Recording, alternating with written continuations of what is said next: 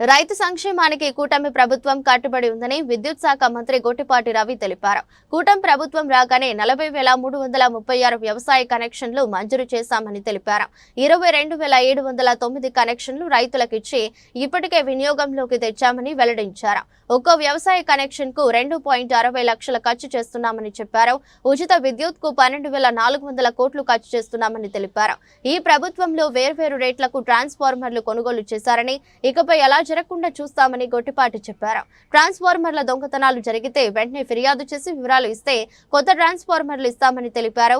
డిస్కంల మధ్య రేట్లలో అంతరం లేకుండా చూస్తామని చెప్పారు. చాలా మంది సభ్యులు అడిగింది ఏంటంటే పగటిపూట వ్యవసాయానికి విద్యుత్ ఇవ్వమని అడుగుతున్నారు సార్. గత ప్రభుత్వం నిర్లక్ష్యం వల్ల మనం పూర్తి స్థాయిలో 9 గంటలు కంటిన్యూస్ గా కరెంటు పగలపూట ఇవ్వలేకపోయాం సార్. ఎందుకంటే కేంద్ర ప్రభుత్వం ఇచ్చిన పిఎం కుసుమ్ అనే కార్యక్రమాన్ని గత ప్రభుత్వం నిర్లక్ష్యం చేసింది. మన ప్రభుత్వం అధికారంలోకి వచ్చిన వెంబటే ముఖ్యమంత్రి గారు ప్రధానమంత్రి గారికి లెటర్ రాసి ఈ పిఎం కుసుమ్ కార్యక్రమాన్ని ఈ రాష్ట్ర ప్రభుత్వం చేపడుతుందని చెప్పడం వల్లే మొత్తం 4.5 లక్షల వ్యవసాయ కనెక్షన్లు ఈ రాష్ట్రానికి అవసరం సార్. ఫస్ట్ విడతగా 1,00,000 కనెక్షన్స్ శాంక్షన్ అయిపోయినాయి. మళ్ళీ 2 లక్షల కనెక్షన్స్ కి మళ్ళీ పిఎం కుసుమ్ ద్వారా మళ్ళీ ఇంకో 2 లక్షల కనెక్షన్స్ కూడా నిన్న మొన్నట్లో కూడా కేంద్ర ప్రభుత్వం మనల్ని టెండర్లు పిలుచుకోమని అవకాశం ఇచ్చింది సార్. ఈ కనుక తొందరలో కనుక టెండర్లు పిలిచి కనుక సోలార్ తీసుకొని వచ్చి పిఎం కుసుమ్ ద్వారా సోలార్ ప్లాంట్లు కనుక తీసుకొచ్చి ఎక్కడైతే 33/11 kV సబ్స్టేషన్స్ ఉన్నాయో అక్కడ కనుక తీసుకొచ్చి పెడితే కనుక రాబోయే రోజుల్లో ఈ ప్రభుత్వం వ్యవసాయ రైతులకి పూర్తిగా పగలపూట ఎక్కడ కూడా ఇబ్బంది లేకుండా 9 గంటలకు కరెంట్ ఇవ్వగలుగుతాం సార్. అదే విధంగా దాదాపు ఒక్కొక్క వ్యవసాయ కనెక్షన్ వచ్చేసరికి ఈ ప్రభుత్వం